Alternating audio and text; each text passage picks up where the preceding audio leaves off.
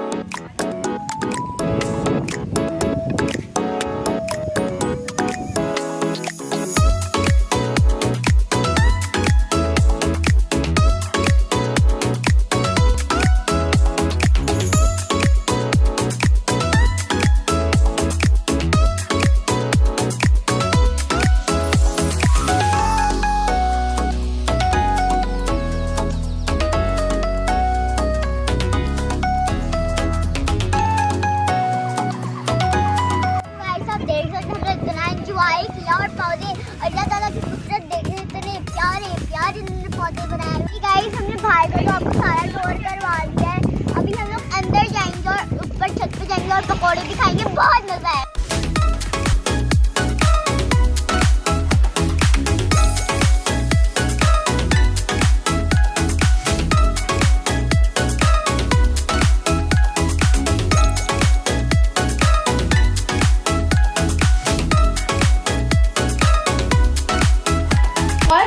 अगर मेरा चैनल का नाम अब्दुल वाली व्लॉग हो चुका है, अब्दुल वाली यानी उन्होंने चेंज कर दिया, तो गाइस अब्दुल वाली व्लॉग हो चुका है, इस नाम में सर्च कर लीजिएगा। तो गाइस हम घर पे आ चुके हैं और बारिश के मौसम में सबसे कॉमन चीज़ होती है पकौड़े। तो गाइस अब हम पकौड़े तल रहे हैं, देखिए ऑयल है वो उसका बैगन है पकौड़ों का, उसके मसाले का पकौड़े बनेंगे तो मजे के होंगे।